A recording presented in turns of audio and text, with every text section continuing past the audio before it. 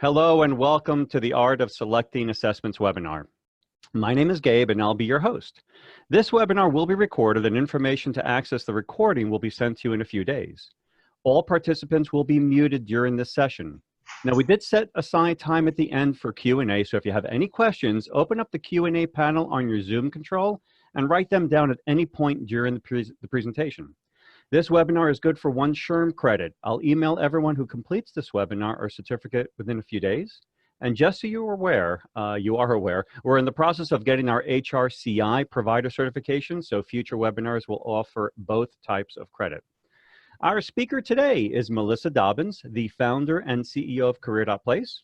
And we have a special guest speaker joining Melissa today, Jennifer Yugo, Managing Director at Corvirtus. Jennifer is an expert industrial and organizational psychologist. And what is an IO psychologist, you ask? Simply stated, they are the scientists behind these assessments, which are instrumental in helping people and businesses thrive. No couch required. With that, I'll turn over to you, Melissa. Thank you very much. So before we jump in and talk about the art of selecting assessments and how to go about that, perhaps it would be a good idea to start with a more basic question.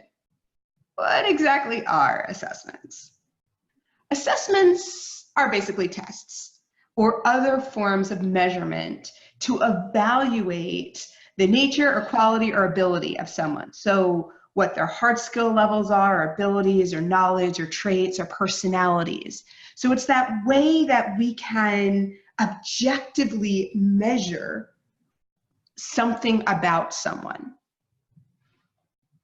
So why use assessments? We all, not many of us have fond memories of tests. So what would we do with tests? Well, they're actually extremely important, especially when it comes to evaluating individuals and comparing. Because what assessments do is first and foremost, separate out maybe the stretching of the truth or the not so truthful from the reality of the situation. So I don't know if any of you have ever had the experience, I have not, where you're interviewing someone and they say, you know what, I'm not really that reliable and my communication skills are just awful and I hate working with people. You don't usually get responses like that. People will tend to be positive on their skills. They'll tend to give themselves a little more credit than they might deserve, or at the very least not accurately place what their skill level is. So assessments are an excellent way to objectively measure the traits that matter, the traits that you care about. Not only that, but it places everybody on the same scale. So if you're evaluating candidates in a hiring process, you need to know which ones are better at something versus another, which one should you hire over the other. So you need some sort of objective scale to compare them to, and that's what assessments provide. And those comparisons are objective by their very nature. It's also just a very simple proof that candidates will meet requirements. So assessments are very important, and when used correctly, add a huge amount of value to evaluating candidates in a selection process for a job. However, a word of caution. If they are not used correctly, or if the wrong ones are used, it could end up having a negative impact, where you might be valuing some candidates over others for things that don't actually matter for the job. Even worse, it could open your company up or your organization up to liability, because now you're using measurements that don't matter to select one over another. Candidates might not like that very much. So when it comes to assessments, what's important is selecting the right one. And how do you do that?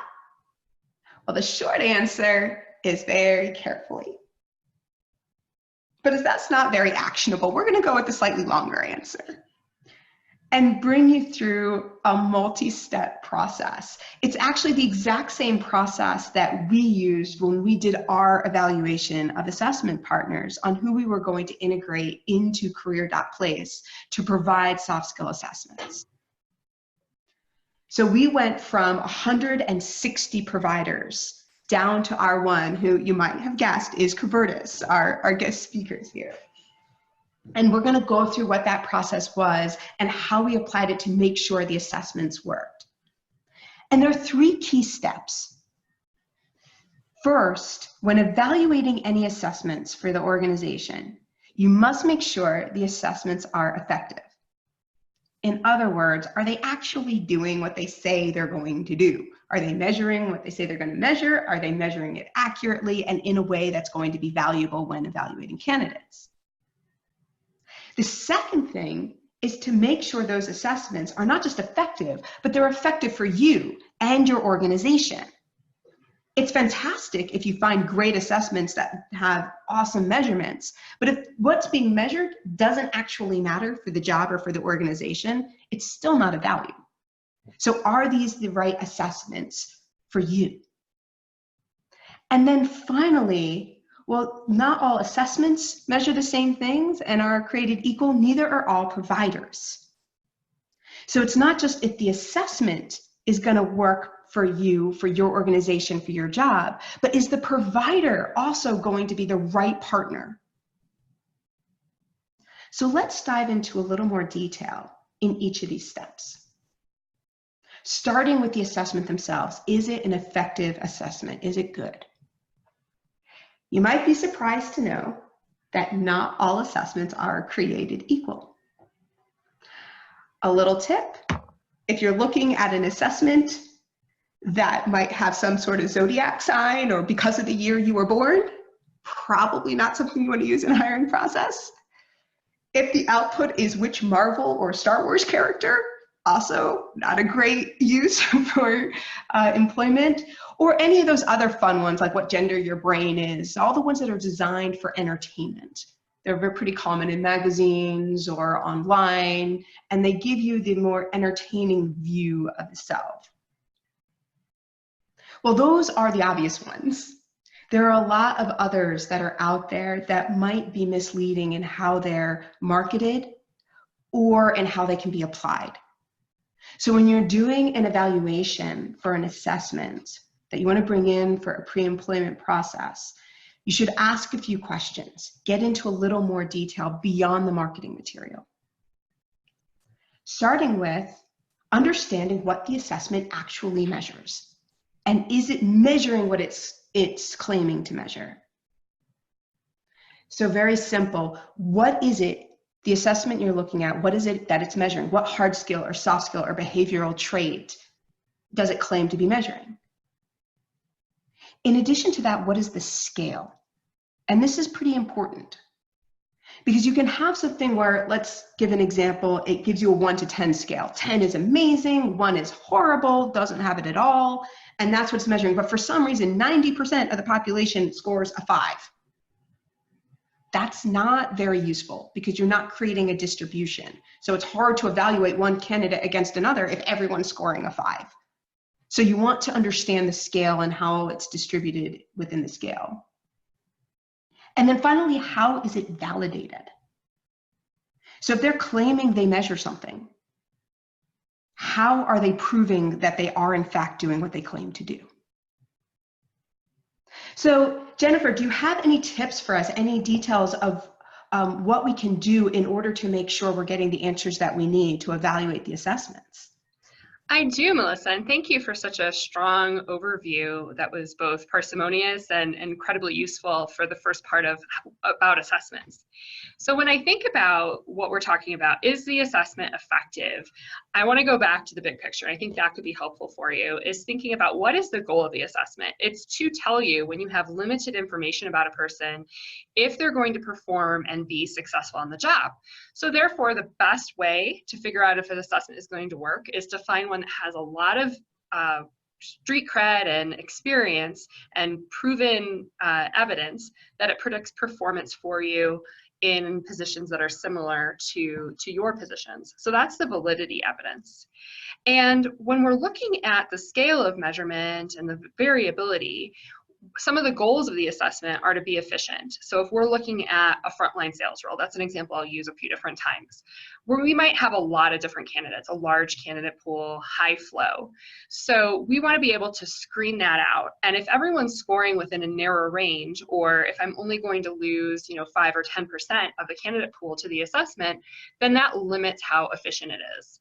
Or if it's going to give me different recommendations and everyone tends to get one recommendation, like they're okay, then that's going to be one limitation. So when you're vetting providers for an assessment, you want to stay focused on what is your ultimate goal: to build efficiency, and then also to know what is difficult to know. Like Melissa was saying, no one's going to volunteer that they can't communicate well or that they're completely unreliable. How can you know those things before you even have to talk to a person? Or how can you have a heads up on what might be different areas of opportunity before you go into those critical interviews? So let's go through an example of what this might mean. Let's say you found an assessment for analytical thinking. That's pretty important, right? A lot of different jobs require some sort of analytical thinking. The definition: analytical thinking might mean something different to one group or another, especially if common language versus a more scientific term. So understand what the definition of analytical thinking actually is. For example, in many cases, it's a cognitive trait. Much like IQ is a cognitive type of trait. So it's a cognitive trait, and it's measuring the ability for an individual to analyze, synthesize information, and then extract some sort of conclusion from that. Cool. Once you get what that definition is, what they say they're measuring, and you understand, then it's the scope, then go into the scale. How are they distributing the people who are taking this assessment on analytical thinking onto a scale? What's a good, what's a bad, where do people fall? And you're looking for different types of curves. Anything that will allow you to distinguish good from bad. So if you can't find that distinction, it's probably not a great assessment. If the distinction is very binary and you need the details because you want to see people over a trend, that wouldn't be good. So you want to make sure the scale makes sense. The variability, that's where they are on that scale, and then the validation method. How are they proving that they are in fact measuring this analytical thinking? So there's different methods that that different organizations use, that different providers use. One common one is comparisons against other known assessments. So if they have a gold standard assessment that's really well known, it's been around for decades, lots of great data, and what they've done is a comparison. The people who took my assessment also took their assessment, and look at how all the scores compared. So that's one type of validation method, but there are different validation methods to prove the point. And in looking at this, Melissa, I have just a few different questions that if I were looking for something on analytical thinking, and this was what the assessment provider gave me, some follow-up questions that I would have.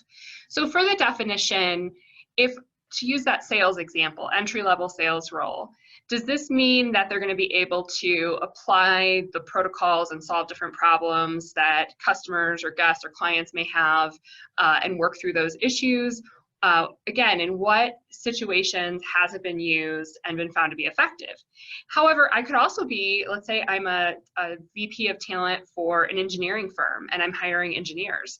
Then what I need in terms of analytical thinking is very different. Or if we're talking about business consulting or something more complex, where I'm not just expecting people to link different procedures and protocol and how to care for a customer, I'm wanting them to in detail problem solve and think big picture and potentially long term over a series of steps to solve problems. So you could see why you can't just apply analytical thinking to any position. You need a little bit more detail. And then to get at that variability component, if it's a normal distribution and if it's truly normal, that means about 2/3 of the population is around average. What does that mean if I'm trying to find people that are exceptional in a certain area? Or how many people will I be able to eliminate from my candidate pool with the assessment? And then finally, that conversion validity, that is excellent. But the ultimate goal would be to know if it's been successful on my engineering population, on something similar to that, or my frontline sales roles. So once you figure out, or once you've established what it's measuring and is it actually measuring it, the next question is, well, is it measuring it accurately? So how reliable are those measurements? How big, for example, how big is the data set? That's a great question, because there are assessments where they talk about all this great data and all these great things that they're measuring, but then when you look at the data set, they've only tested out on a dozen people. 10 people have taken this test and look how great the results are. Very, very different than proof points where it's 1,000 people or hundreds of people. So just getting a sense of how big that data set is that they're using to prove that their assessments are accurate. And then in addition to how many, it's also really important to take a look at who's represented in that data. So for example, if you have an assessment and there's hundreds of people who took it in order to prove out that it's valid, but every single one of them was under the age of 30 and they were all white and they were all male, well, there's some missing information there. What you want to see is a demographic distribution that matches the demographic distribution that you're looking for the position. So in many cases, that means you're looking for diversity in a lot of different facets, in age and ethnicity and gender, because that way you can make sure that there isn't any adverse impact, which we're going to talk about in a moment. So you want to see a representation in that data that matches what you're looking for. That also goes for country. So if you are looking for positions in the United States versus another country, you want to see data in local country to make sure that you know how people will perceive those questions, that assessment with one culture versus another, in one language versus another. So you want it to match as much as possible. The other thing to look at is how the tests, the data themselves, are protected. Because it can have all the best, most accurate results in the world, but if those results are Googleable, so somebody who's about to go into the test can look up the answers, it's no longer valid. It's not going to work anymore. So having a conversation and asking the questions around how that data, how those questions are being protected, to make sure that when people are taking these assessments, you're getting their results, their answers, and not something they've looked up. Jen, do you have any tips for us on accuracy? I do. I can provide a little bit of background around the reliability and then also the test protection. So reliability is simply how well the items within a scale, so items are questions on the test, how well are they intercorrelated? How well are they related? So if, let's all pretend to be industrial organizational psychology psychologists or practitioners, and we're going to make a measure of happiness. We might have, let's say, 2 items on a scale. We would actually want to have a lot more than that, but we'll say we're going to have 2. And let's say those items are I am happy and I am sad. We would expect people, since we're measuring happiness, to rate highly if I'm truly happy, very high, strongly agree to I am happy, and to also say if I said strongly agree to I am happy, strongly disagree to I am sad. And then that would be high level of reliability, because we would reverse code the I am sad and show that those 2 items are highly intercorrelated. When we're measuring more complex concepts and just simple measure of happiness and have more than 2 items and we're trying to predict performance, we want to see that those items are highly correlated. So if we're looking on a 0 to 1 scale, we want to see above 0.7. And so you would want to ask for evidence of reliability, and a reliability coefficient. Cronbach's alpha is another one. Just ask for evidence of reliability and see that value. And so that just means if we're measuring something like proactivity, you can imagine all the different ways that we would measure that, or reliability. They're probably looking at it across at least 5 items, 5 questions or so. It just gives you an indication that what they're measuring is solid and going to be consistent. Now, to move on to test protection, what Career.Place offers, and to be specific, is a lot of those core foundational personality characteristics. That's what a lot of test providers do, telling you things about the candidate that are difficult to know from just an interview, helping you screen down that candidate pool. And when we're measuring personality, it's possible to have items where it's difficult for a candidate to be able to know exactly what you're measuring. And if we have a test that is measuring, let's say, a few different things, that has several different scales, like we were talking about with happiness in it, then we can mix those items up so that it's difficult to know exactly what's going on. And also a lot of those items, there's not a clear right or wrong answer. However, there are some things like following directions, that analytical thinking, cognitive ability, where there is a clear right or wrong answer. And what we do in that case is we have alternate forms. So if 4 candidates go on, it's randomized, they'll get one of 4 different versions, each of them. So if my friend is applying for the same job, it's highly likely, 1 in 4, we're likely to get different tests when we go to apply. And each of those tests, the items would be the same. They would simply be sort of resurfaced. We use a lot of situational items, things that are directly related to the job, so that it's a positive candidate experience that gives the person an opportunity to perform. So we would simply refresh that. If you're working at Acme Corp on something in a certain test question, the next time someone logs in, it might be named a different company. The order of the items might be slightly different. So that way, not much is gained by sharing the items online or sharing with someone else that I know is applying for the same position. So all of those things combined make for a secure testing experience. So you've got assessments now, you know what they measure, you know they're measuring it in an accurate and in a reliable way. What about the adverse impact? So adverse impact, if you've been on any of my other webinars, you've probably heard this before. We talk about this quite a bit because it's a big piece of diversity and inclusion, especially around evaluating candidates and selecting which candidates to continue with. And adverse impact, at its very simple, high-level description, is how the result of an assessment will change from one group to another. So, for example, if you have one demographic group taking assessment and they average a 5, and a different demographic group, where you slice the data in a different way and they average a 7, that is adverse impact, 2 different results based on a trait like a demographic. Now, that within itself is actually not a bad thing. You need to be aware of it, but there are just some types of tests that have that distribution, and we'll get to that in just a second. I'll give you an example. What you need to be very careful about is inappropriate adverse impact. That is when either those groups are scoring differently for unfair reasons.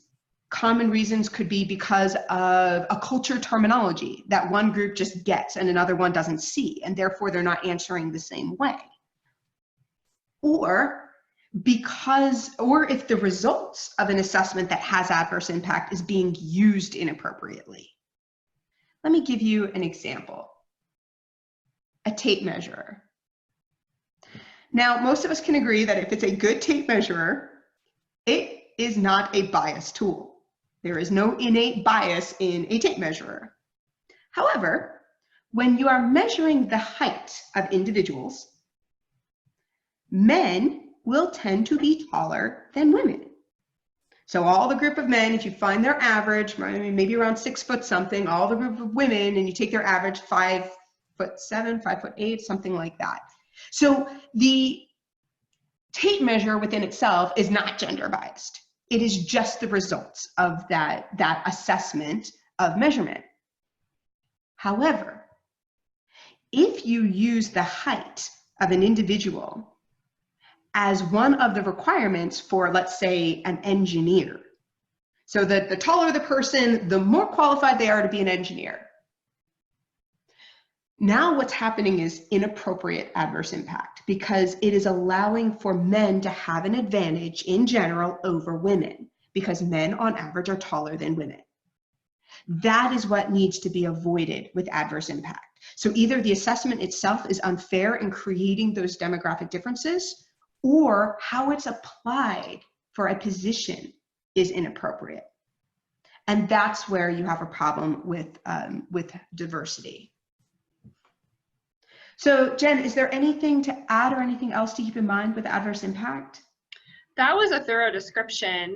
Just a couple different things. You might want to look up where you are geographically, if there's any additional protected classes that you need to be aware of. For example, in working with companies in the District of Columbia in California, they have an additional set of protected classes that you need to be aware of that might be good to check with your assessment provider if they have data on those. So for example, gender identity and military are just a couple that some areas will include as well. And basically, basically, just to add a little bit to what you said, anyone within a protected class is included. So if something were to discriminate against men or select men out more than women, that would be as well, valid as well. And then really to make the first step of a case for discrimination based on adverse impact is showing that the selection ratios are more than 20% different. So it's called the 4/5 rule vernacularly. And that's the first step. So you want to be aware of that, make sure that your assessment provider is checking for that and ideally has data that they can show you to that your test scores, where you're setting them, are not going to cause that adverse impact. And keep in mind, this also is connected to what we were talking about earlier with data sets. If you have demographics that are completely missing in the data set, there could be adverse impact that hasn't been measured. So that could be lurking. That's why you care about the data set of who has taken this test, how did they validate it. Absolutely. Okay, so good. We've got the assessment has the skill that we care about. It's measuring what we think it's measuring. It's doing it accurately. The adverse impact is low, or at least it's appropriate. Fantastic. There is one more question. Does the thing that's being measured actually matter for performance? So all of this in the world would be great, but if it doesn't actually matter, if it's not a predictor of performance for the specific job, the role, then it's still not a good assessment. So you need to make sure that there is a connection. And we're going to talk about that in a little bit more detail in a few minutes. But beforehand, Jennifer, can you give us a little bit more about what this criterion-related validity is? Yes. So we've been talking a lot about, when we were talking about analytical thinking and the idea of maybe hiring for frontline sales and engineers, and what exactly is the concept that you can have analytical thinking in both, but they're different things. Or different dimensions of analytical thinking. But ultimately, our number one goal when we're looking at selection and assessments is to predict performance from a short experience early in the hiring process that takes a little bit of the candidate's time and really none of your time, and be able to make good decisions based on that give you lots of information for the hiring process going forward. And that's criterion-related validity. Your criteria is what's important to you. So that could be showing up on time and ready to work for that frontline sales role. It could be cutting across departments and breaking down silos for your engineers. So setting those criteria and then making sure that your assessments and your assessment provider can explain how their tools are going to help you reach that definition of success, which is your criteria. So we have our assessments. We have at least the effective assessments. And hopefully at this point, your list of 160 or whatever you're looking at is narrower. In fact, when we did this and went from step 1 to step 2, step 1, we did an evaluation of 160. About 60 of them made it to step 2.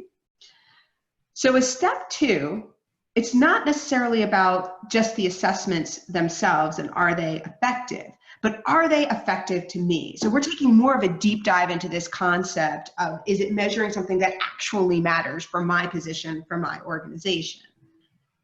And going through those questions, there's a few of them here. Question 1, what is required to be successful at the job? Seems very fundamental. In fact, it is far more fundamental than just selecting assessments. This should be a question on everyone's mind when they're doing any form of evaluation for candidates for a position, but is absolutely critical with assessments, because that is the way that you can select assessments that actually matter and will measure against performance or potential success for a job.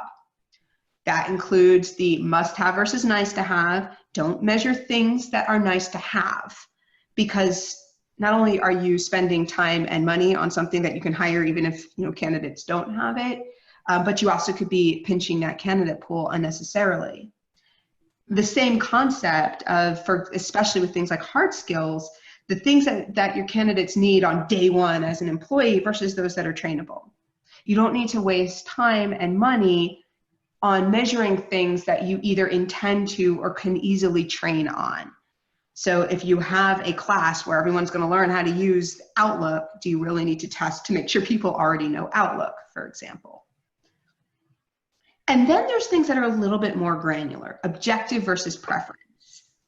Things that you prefer but aren't actually required, or more commonly requirements that you have that have a little of each.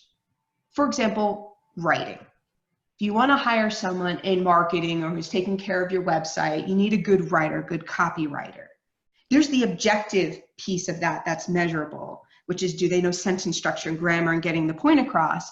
There's also an element of preference, the style and the tone and how they pull that argument together. So you're going to be separating those two out because you focus on objective for assessments. And then finally, and we touched on this before, causation versus correlation. This one, be very cognizant of, because you'll find some providers will try to sneak in their assessments as being appropriate under correlation, but not causation. And I'll give you a pretty common example of that we've actually come across and heard a few times, the Myers-Briggs, which is the most of the which character am I type of tests use Myers-Briggs as the back end. And it's a common thing where certain Myers-Briggs personality traits are more common with certain job roles, like ENTJs have a correlation with being a C-level or a leader. But just because someone is an ENTJ does not make them a good leader. And if they are not an ENTJ, it does not make them a bad leader. So there's a probability, there's a correlation between the two. I'm in A, so I'm likely to be in B. There's a overlap, but it's not because I am A, then I am B. So when you're looking at what is being measured from an assessment standpoint, or if assessments have that predictability, make sure to have that distinction. Just because you've got overlap, I like cats, I like cookies, does not mean that just because I like cookies, I'm going to be a cat person. So you want to see causality. One is a predictive of the other. Jen, do you have anything to add? Yeah, I do. Just to give another example, that was an excellent one.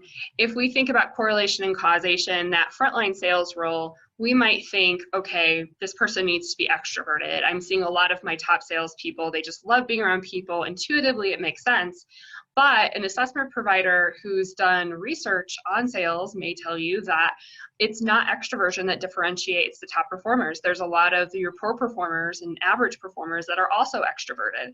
So getting away from those folk theories or personal theories of performance and asking the assessment provider what they know about the positions that you're hiring for.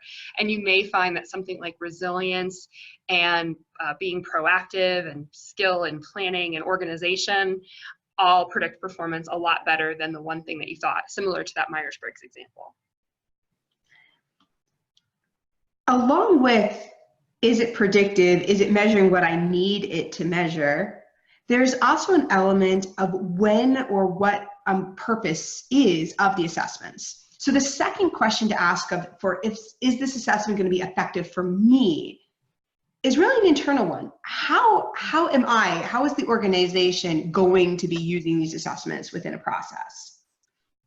For example, if you have a qualification funnel similar to ours, this is the Career.Place qualification funnel. There are certain places you can use assessments. If you use them earlier on, when you have the wider pool of candidates, the earlier on in the candidate pool, you're really focusing on the must-haves and removing those who are very likely not going to thrive, rather than finding that one.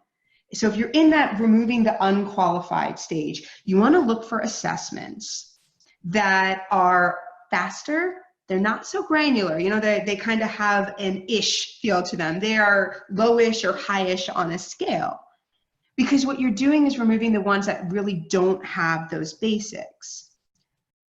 If you're further along in the funnel and you're down to those final few, those last 5 candidates, and trying to figure out which one is the best one, now you want the much more granular level assessments, the ones that are going to deep dive measure exactly what you want. You need them to be far more distributed on a scale, because it could be a matter of just a few points here and there to pick out which one of all the qualified candidates you want to hire. They tend to be more customized. The reason why this matters so much is because of a couple of things: cost and time. If you are in the earlier stages, You do not want to ask your candidates to spend an hour and a half of their time just to prove out that they're hitting some basics, that they're checking some boxes. You're going to have a high attrition rate. You also don't want to spend a ton of money because it's a higher volume. So you're going to optimize for removing the noise with faster and cheaper assessments. They're still extremely valuable because of where they are in the stage, and you're able to clean out the ones that don't have those core capabilities, those core skills that you need. On the other end of the spectrum, if you're in that zone of finding the one, of taking those final 5 and figuring out which ones to hire in an objective way, you don't want to use the ones that are faster and cheaper, because you're going to have no distribution there. They're all there as finalists because they have all the basics. So you want to have the deep dive. You want to go into more detail. Those will be more expensive. They will take longer, and they will provide a lot more information.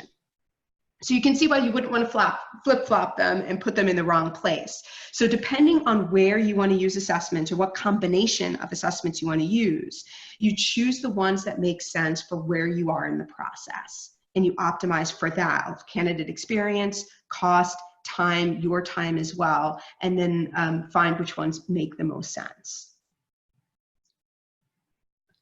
Jen, anything to add for that one? No, this absolutely makes sense. And I think the rationale behind it of doing the faster elements that are still very engaging, provide that positive candidate experience at the beginning, educate them about the demands of your role and what makes you unique, and then moving towards at the end some deeper personality profiles that can help you more see how you can support the new hire and make that final decision is definitely a sound approach. And by having the assessments at the beginning, ideally, but like with Career.Place, before you even speak to the person, you have all this information that can very much help you overcome the bias in the hiring process, potential bias, or if you're handing this off to your hiring managers or other people who are less skilled than you, even more so, because they're going to go in knowing that this person is vetted and that they have certain qualities and characteristics that are linked to success. And then once you do that, and you've picked what makes sense for what part of the process, then there's another question. This one is very important to us. We've talked about this one before again, so if you've been on any of the other webinars that we've done, we've probably hit on this concept before, and that's accessibility. So do the assessments meet the accessibility needs of the organization and the role? For example, if you have assessments that are physical, they're actual pencil and paper assessments proctored in a physical location, is that physical location wheelchair accessible? So the ability to make it to and physically take the assessment is part of accessibility. If it's a digital assessment, is the form factor, is how you interact with it, how your applicants are going to be interacting with it on the desktop, on the laptop, on a mobile device. Is it easy for people who have, let's say, a mobility disability to be able to get to those buttons? Can it move from different environments so that if someone's more comfortable on a desktop versus a mobile device? That, by the way, is also applicable for socioeconomic accessibility. So it's not just a matter of people with disabilities. If you have different socioeconomic strata, might have access to different type of equipment, a desktop versus a cell phone, or even getting to a physical location could be easier for some people versus others based on socioeconomic status. So you want to be cognizant of the different needs and accessibility of those assessments when you're evaluating them. Even things like the color. We saw many assessments when we were doing our evaluation that were super pretty. And they had all sorts of colorful bubbles, and green meant good and red meant bad, and you clicked which one based on your answer. Problem is that green-red colorblind is one of the most common forms of colorblindness. So imagine someone can't answer the question simply because they don't see the colors.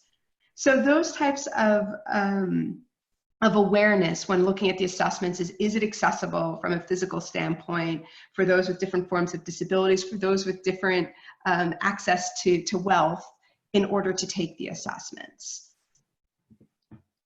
And Jen, do you have anything to add to that one? No, just that these elements as well will create a more positive candidate experience.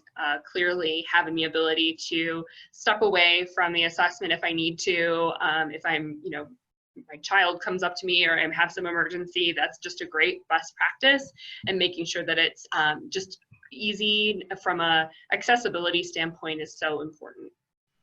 And just incidentally, when we were evaluating the assessment providers for Career.Place, this one was one of our top 3 requirements. We were looking very, very carefully at this. One of the other ones that was very impactful is around timing. So you'll find a lot of assessments that are timed. We wanted to make sure we did not have any timed elements. So when we're working with Corvirtus, they have the assessment library that we use has no time elements. Imagine if you're dyslexic or have a mobility disability, or even if English is a second language.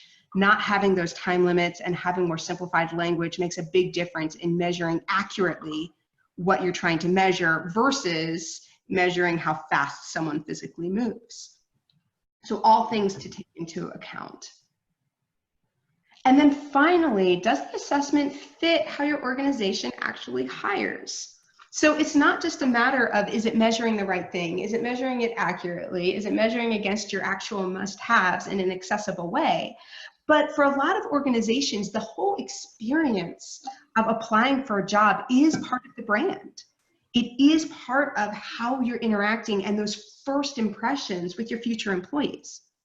So you want to make sure that the assessments that are selected fits in with that. So once they check all those other boxes, look at things like how they're administered. If you are a very digital tech savvy company and you're giving a pen and paper assessment, that doesn't really work with the brand. Even the experiences, there are a lot of options for experiences. Everything from the very traditional question with the bubble answer set or the yes, no, or the fill in the blank, all the way to things that feel a lot more like mobile phone games than they do like tests. So all of that can be part of the way that your applicants experience going through the assessments. And you want that to match as much as possible with the brand, with the way that you want your first impressions. There is no wrong or right answer here. It's only a matter of how it fits for the organization. That's a great point, Melissa, especially so many organizations pride themselves on customer service or how they care for their stakeholders. And if your assessment is exceptionally long or difficult to work through, where the questions aren't clearly related to the job relatedness, that's going to cause some questions. And we're so uncertain and have so much uncertainty when we're going through the hiring process. If you think about the last time that you looked for a job, we're looking for any information we can possibly get about what this place is going to be like and assurance. And so that assessment is very important. I know I remember taking the assessment for Corvirtus when I was hired here. I still remember working through some of the problems. So it's a critical experience and one that sets the tone for the entire hiring process and the employee life cycle. Okay, so we made it to step 3. So we picked the assessments that make sense. We then narrowed it down to the assessments that work well for my organization, for my experience. Now let's focus a little bit on the provider, because it's not just about having the right assessments and the right experience for the assessments, it's also the right provider, that right partner to make sure that the full experience for your employees, future and current, is a positive and beneficial one. And this is where we got down from, I think we went from 160 to step 1 in our process, 60 to step 2. We did a rigorous second level, and then we were down to the final 5 with step 3 before coming to our conclusion with Corvirtus as an amazing partner. And some of the things that we looked at and the things that you should look at when you're looking at partners for assessments. First is cost. It would be fantastic if we all had unlimited budget to do exactly what we needed to do at every time.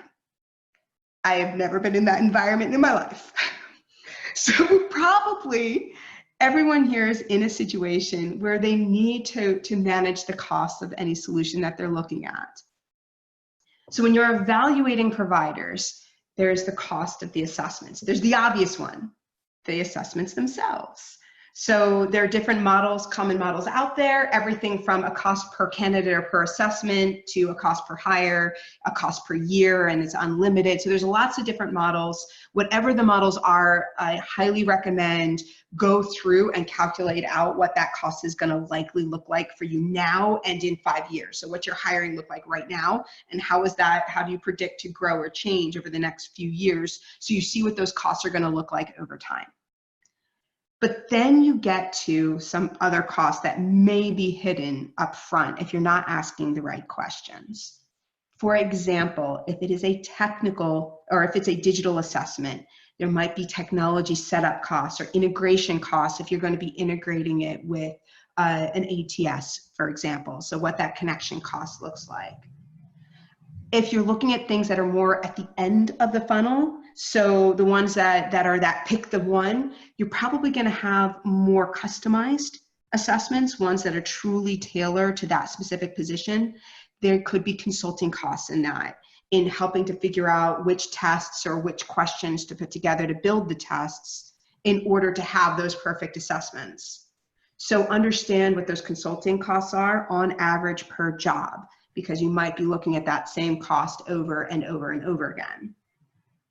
There's also maintenance. So what we mean by maintenance in this case is there are some assessments out there where only certified individuals are allowed to administer and analyze the results. So if you're not certified to administer the assessment, you can't do it, and therefore the company can't use it. So either you're always hiring someone or you're always engaging with a consultant who can administer the assessments, or you're having someone internal getting trained. There could be some re-up costs to that. So it's not just you're trained once and you're done, but you might have an annual fee to get them retrained every year to be able to administer these assessments. So if that is the case, make sure those costs are taken into account. There's also internal costs. So how much time and effort it's going to take HR or IT or change management teams or anything else that are going to be engaged with implementing and maintaining an assessment solution. So a very simple example of this is if you have an assessment where the result is 1 page versus an assessment with the result of 15 pages, that's very different in how much time it's going to take to understand what those results mean. So just doing some quick back of the napkin math to understand how much of your own internal efforts are going to be required based on the type of assessments that you're looking at. And pulling that all together, seeing if that is within your budget now and moving within the next few years based on your growth trajectories. Another thing to look at is how the provider is going to support you. And there's actually 2 pieces of this. How is the provider going to support you as the organization, as the hiring organization? So those that are receiving the results, those that are administering the assessments, but there's also the piece of how the provider is going to support your applicants. So if there's any problem, if the applicants are either upset at what happened or they hit a technical glitch or anything in their experience that is out of your control, is your provider going to be there for them? Something as simple as hours of operation can tell you a lot about if the provider is going to be the right provider for you. You could have your major hiring events on the weekends. You know, maybe you're going to a career fair on a weekend and you have these assessments up, something happens, but your provider is only a 9 to 5 during the week. That's not going to work for you. Or you could have a digital process where most of your applicants come in, they're taking the assessments over the weekend. So a 9 to 5 isn't going to work for you. So understand when you're going to have access to the providers, how they're going to provide service to both the employer side and the applicant side, and when they're going to be accessible.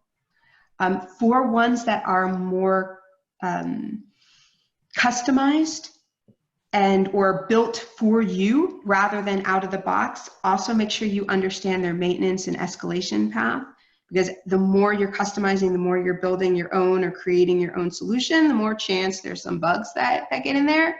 Totally normal. You just want to make sure you have the ability to address those. That tends to be a lot less with out-of-the-box solutions because theoretically hundreds of thousands, tens of thousands of people are already using the out-of-the-box solutions, so they're probably fairly bug-free. But even still, it does not hurt to ask about performance and how many complaints that they get or anything like that. So that way you have a sense of how that support is going to be. Jen, do you have anything to add for support? Yeah, so for the candidate side of things, we find that for our assessments that are part of Career.Place, that there's very, very few candidate questions. We receive very few calls from candidates. We also have different resources that are available to candidates right away from the assessment that they can use to answer any of their questions. So if an assessment's well designed, that really should not be a problem. And then the other element that I see from how we support and just one thing to evaluate is adjustments to the assessment. So if you find that something isn't working, isn't getting you the quality of hire, or that you want to turn up the volume on some area of performance, what's the process for making that happen? Are there any charges attached? That would be excellent to know. Even swapping out different tests. Some providers have a general, like to use that frontline sales, they'll have a frontline sales assessment. Well, what if that doesn't work so well for you? What if you want to switch to something else? Is there something? What would that look like? What are the costs associated with it? And then finally, and I promise we are almost done, how is the provider going to help with my success as an organization, as an employer, as a hiring manager, as of whatever your role is? How is the provider going to help with success? So on the one hand, there is the consulting. There are some companies out there, actually there are quite a few companies out there, they have their own IO psychologists, they have people who are very well versed in assessments, they know what they're doing, all they need is access to a library and to be left alone. Then there are many others who might not. So finding providers who have consulting services, who have experts on hand to help with selection, everything from selection with what in a library they want to use for specific roles to answering basic questions. You want to make sure all of that is there for you. On the other end is data. So data security is not just about the tests themselves and protecting the results of the tests. It's also protecting all the personal identifiable information, all of your applicant information, your employer information. So you want to make sure that whoever your assessments are, if they have access to data, even as simple as people's names, how are they protecting that? Because they will be your vendor. They are doing it on your behalf. If there is a problem, that backlash is not just on them, it's also on you. So you want to make sure they understand how to handle data security and they are managing the data of your applicants properly. And then finally, just like with candidates, you want to find a provider that fits with the way that you do things, that fits your culture. People that, if you find that every conversation you have as you're evaluating the providers is something you're dreading and you're just pulling out every ounce of information and constantly feel like you're fighting, that's a very good tell on what the relationship is going to be like. If you have conversations that are collaborative and energetic and you're looking for new solutions and getting excited about the possibilities, that's a good sign in the other direction of what that's going to look like. So don't be shy to evaluate the very basics of do we work well together? Because that's a relationship you want lasting. So with these items, as we come right to the end of the hour, if you go through 1, 2, and 3, you can evaluate and ask the right questions to find the right providers, assessment providers for you. We talked about a lot of data. We talked about a lot of different terminology and a lot of details. One final piece of advice that I would give, and it helped tremendously, not only in navigating the space, but also in choosing the right provider for us, is never, ever, ever hesitate to ask. If you don't understand the results, if you don't understand the data, if you don't understand the graph that they're giving you, ask. And if you find you don't get the results, if you find that you don't understand how they're explaining it to you, that is not on you, that is on them. That should be a big yellow or red flag. Because companies that hide behind things like proprietary data and big terminology and lots of math, they're probably hiding something. So you want to find a provider, you want to find assessments where they're very straightforward and open, and they're going to take the time to explain everything to you so that you are comfortable with it. And that is the number one best way, in my opinion, to evaluate whether it's a good provider or not, whether it's a good assessment for you, is if you are comfortable with every part of the interaction and every piece of data that you see. So all you have to do is follow these simple steps, and you've got your answer. That's easy, right? Well, for those of you who maybe had a little too many notes or got lost somewhere in the middle or just want to see it again, we actually also have a white paper that steps through every one of these steps, including examples, including details, pulling out the terminology and giving some terminology references. It's available on our blog, on our website, so you're welcome to it, absolutely free. And then if there's any other information that you're interested in, other topics around the hiring process, around diversity and inclusion, want to learn more about Career.Place and how we have approached qualifying candidate in an anonymous way, please feel free to come to our website, come to our blog, where you're going to find a wealth of information across these various topics.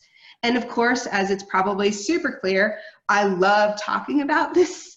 So you can always feel free to directly reach out to me.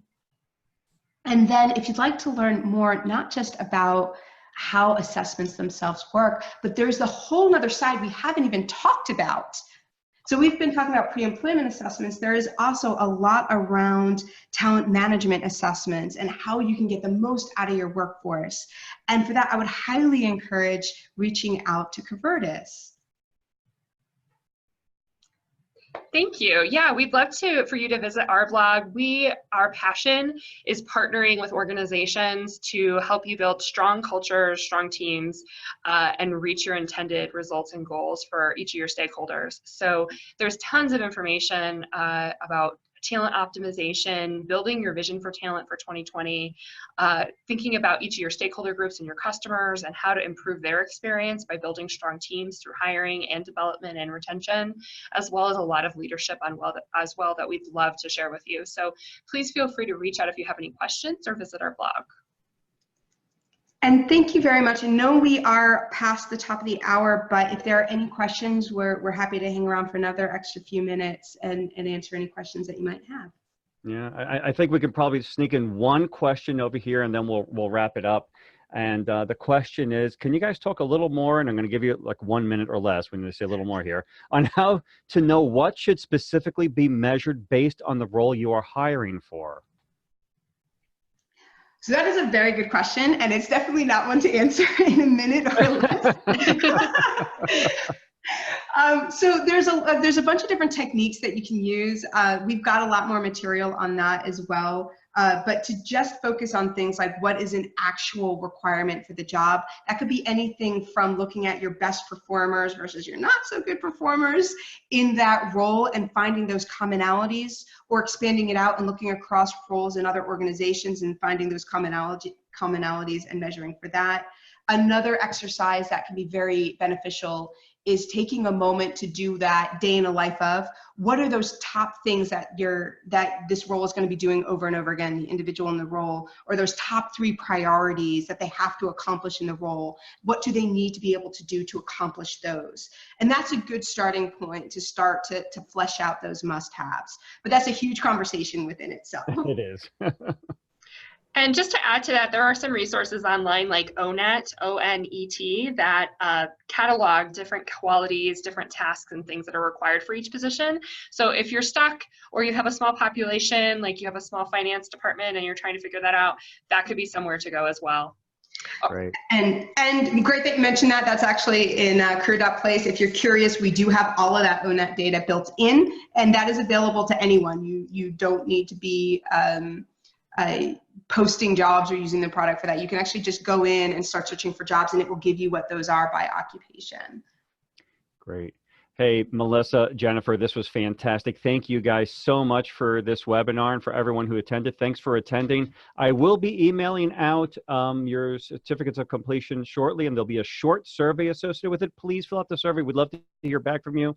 Also, with the recording for the webinar will be sent out to you guys as well. And since we didn't have much time for questions, if you do have any follow-up questions, just reply back to me on that email, and I'll be sure to get answers to you soon after. So to everyone, thank you so much for joining, and I wish you all a great rest of the day.